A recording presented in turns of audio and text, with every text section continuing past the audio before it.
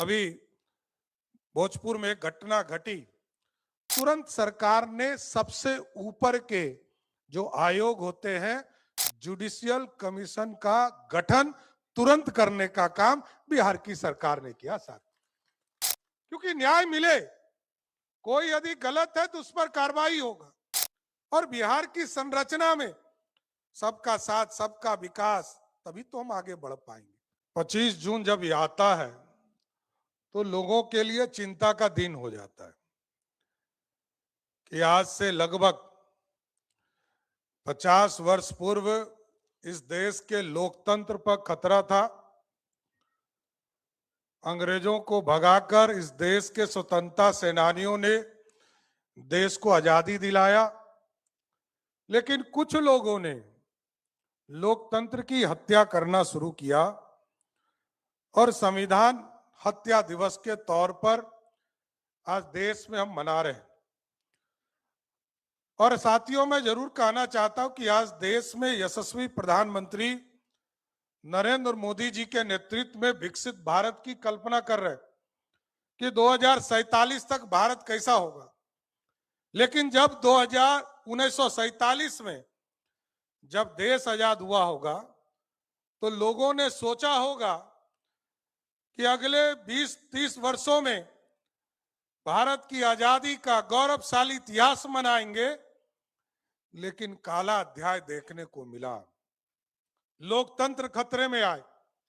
हम लोग तो छोटे रहे, लेकिन ये जरूर एहसास कर सकते हैं कि जिस तरह की स्थिति उत्पन्न हुई, स्वयं का चुनाव यदि रद्द हो जाए किसी प्रधानमंत्री का, वो देश में इमरजेंसी लगा दे और इमरजेंसी लगाने के बाद इस देश में राजनीतिक कार्यकर्ताओं को जेल में डाल दिया जाए, मीसा कानून लगाया जाए और इस देश के पत्रकार साथियों को भी जेल में डाला जाए।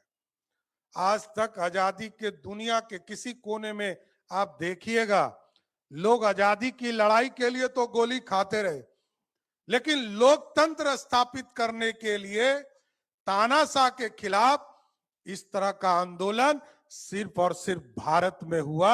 इसके लिए मैं आप लोगों को सम्मानित करना चाहता हूं।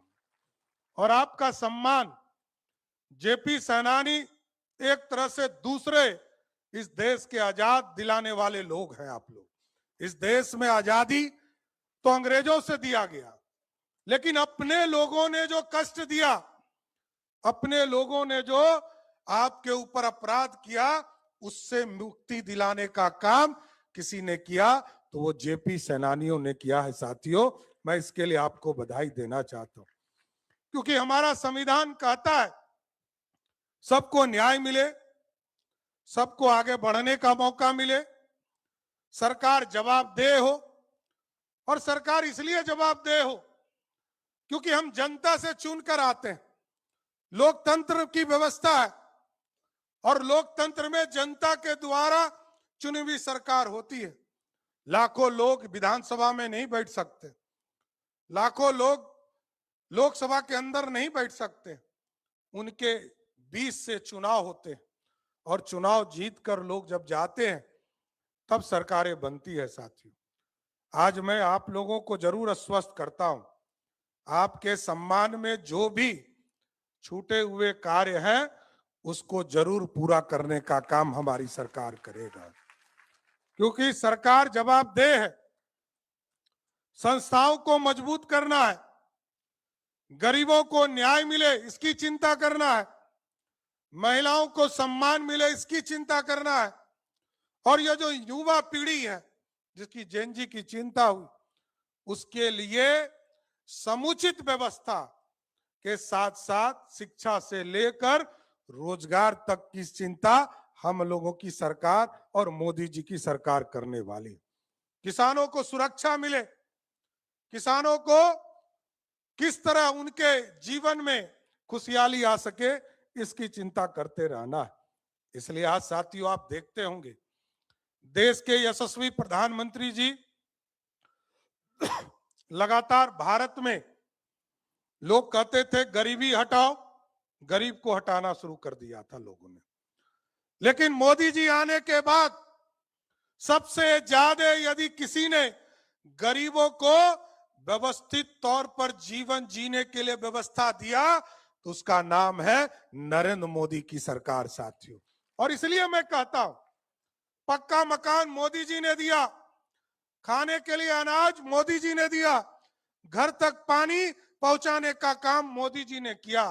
हमको याद है जब 2014 में देश के प्रधानमंत्री बने नरेंद्र मोदी जी, उन्होंने कहा इस देश के एक एक गांव तक बिजली पहुंचाना है और पहुंचाने का काम किया। और हमारे मुख्यमंत्री उस समय नीतीश कुमार थे, नीतीश कुमार जी ने कहा हम घर घर बिजली पहुंचाने का काम करेंगे। अब मोदी जी और नीतीश जी और हमारी सरकार ने स्पष्ट तौर पर तय किया है, मोदी जी का कहना है पीएम सूर्य घर योजना को लागू करो और लाखों गरीब जो घर में रहते हैं, गांव में रहते हैं, उनको सीधा बिजली जो है मुफ्त में देने का काम हमारी सरकार आज 125 यूनिट तो देती है, लेकिन हम 1.1 किलोवाट इस प्रदेश के लगभग 25 लाख घरों तक जो गरीब घर है उसको सीधे बिजली से जोड़ने का काम मोदी जी और बिहार की सरकार करने जा रही है साथ। इसलिए साथियों आज लगातार विकास की कल्पना को आगे बढ़ाया जा रहा है और क्योंकि लोकतंत्र को व्यवस्थित किया गया, लोकतंत्र की चिंता किया गया, लोकतंत्र में काला अध्याय नहीं बन सके इसकी चिंता किया गया। आपने देखा होगा हमारे यहां भी कोई लगातार कोई भी समस्या यदि सामने आता है तो सरकार तुरंत चिंतित होकर इसको आगे बढ़ाती है। अभी भोजपुर में एक घटना घटी, तुरंत सरकार ने सबसे ऊपर के जो आयोग होते हैं जुडिशियल कमीशन का गठन तुरंत करने का काम बिहार की सरकार ने किया साथ, क्योंकि न्याय मिले, कोई यदि गलत है तो उस पर कार्रवाई होगा। और बिहार की संरचना में सबका साथ सबका विकास, तभी तो हम आगे बढ़ पाएंगे। और साथियों आज मैं बताना चाहता हूं, आदरणीय नड्डा जी आए हैं बिहार, हम लोगों की सरकार ने एक सहयोग शिविर शुरू किया है और सहयोग शिविर के माध्यम से हमको लगभग 1200 आवेदन भी स्वतंत्रता सेनानियों के मिले हैं साथियों। मैंने देखा है कई लोग आवेदन कर रहे कि हमको पेंशन दिया जाए, हमको सम्मान दिया जाए।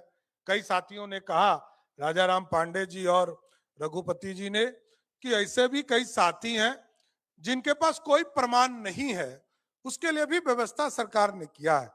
लेकिन जरूर आश्वस्त कर रहा हूं कि एक कमिटी जो फॉर्म करना इसको तुरंत फॉर्म करेंगे, जिससे जो छूटे हुए लोग हैं उसको उससे जोड़ा जा सकता है।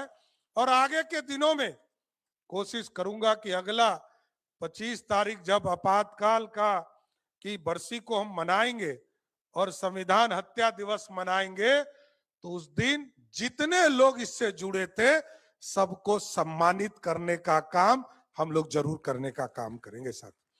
हम सहयोग कार्यक्रम जब चला रहे हैं तो हम खुद एहसास करते हैं कि लगभग 3.5 लाख लोगों का आवेदन आया, 3,70,000 लोगों का आवेदन आया, 3,20,000 लोगों के आवेदन को हम लोगों ने डिस्पोजल किया। और इसलिए किया कि हमने जो मैकेनिज्म लगाया, इस देश में अभी ये व्यवस्था पूरे दुनिया में कहीं नहीं है, ये व्यवस्था दिया कि पहला दिन जिस दिन आवेदन दीजिएगा 10 दिन तक यदि हमारे किसी ऑफिसर ने आवेदन पर कार्रवाई नहीं किया तो 11वें दिन मेरे कार्यालय से उसको पहला नोटिस देने का काम हमारी सरकार करेगा। और यदि 20 दिन में उसने आदेश नहीं जारी किया तो उसको दूसरा नोटिस मेरा कार्यालय देगा। और तीसरा अंतिम चेतावनी के साथ उसको 25 दिन के पूरा होने पर उसको हम 26वें दिन देते हैं। लेकिन 30 दिन पूरा होने के बाद किसी को नोटिस नहीं देते, कोई चेतावनी नहीं देते। 31वां दिन सीधे उसको निलंबित करने का आदेश मेरा कार्यालय देगा इतना आश्वस्त करता हूं। और सबसे जो आश्चर्यजनक है, बिहार में 3,70,000 लोगों के आवेदन आए। पहला नोटिस मात्र 9,000 लोगों को गया, दूसरा नोटिस मात्र 350 लोगों को गया, और तीसरा नोटिस एक आदमी ने हिम्मत दिखाया कि हम काम नहीं करेंगे। लेकिन 30 दिन पूरा होने के पहले उसने भी हिम्मत फेल किया और जनता का काम करने का काम किया। यही लोकतंत्र है साथियों, क्योंकि जनता के भलाई के लिए काम करना है। जनता का आशीर्वाद जनता को समर्पित होना चाहिए। जनता के आशीर्वाद से सरकार बनती है, इसलिए जनता पूर्ण रूप से सुरक्षित रहे, समृद्ध हो, इसकी चिंता करना है। और कई चीजें हैं जिसको हम लोग लगातार बढ़ाने का काम कर रहे हैं, चाहे वो कर्पूरी ठाकुर जी के उनकी विरासत को आगे बढ़ाना हो, वो भी एक तरह से स्वतंत्रता सेनानी भी थे, जेपी सेनानी भी थे, और तमाम लोग को हम लोग लगातार देखते रहे कि कर्पूरी जी ने कैसे इस बिहार को आगे बढ़ाया। मैं जरूर ये कहना चाहता हूं कि नीतीश जी ने स्वतंत्रता सेनानियों के परिवार को भी इज्जत देने का काम किया, उनके परिवार को भी सम्मानित करने का काम किया। और जब वो मुख्यमंत्री थे और मैं वित्त मंत्री था, आपके पेंशन को भी दुगना करने का काम हम लोगों की सरकार ने किया है, और आगे भी आपकी चिंता जरूर करते रहेंगे। विक्रम कुंवर जी यहाँ बैठे हैं, ये लगातार आपके लिए आंदोलन हमारे सामने करते रहते हैं।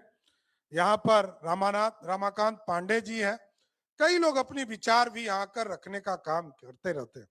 लेकिन मैं जरूर आपको आश्वस्त करता हूं कि आज संविधान हत्या दिवस के इस अवसर पर मैं जरूर आपको आश्वस्त करता हूं कि बिहार की सरकार आपके साथ खड़ी है। लोकतंत्र बचाने के लिए पूरी सरकार आपके साथ खड़ा रहेगा। इतना ही कहकर अपनी बातों को विराम देता हूं, और जरूर कहूंगा कि आदरणीय नड्डा जी इसी आंदोलन से जुड़े और देश की राजनीति में आए। यहाँ एक छात्र जीवन व्यतीत करके फिर राष्ट्रीय राजनीति में चले गए, अपने प्रदेश भी चले गए।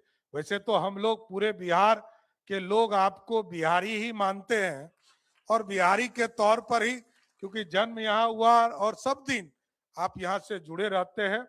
मैं आपका स्वागत भी करता हूं, और एक आंदोलनकारी के तौर पर आपका विशेष स्वागत करते हुए आपका बहुत बहुत धन्यवाद देता हूं कि आप बिहार की धरती पर आए। बहुत बहुत धन्यवाद।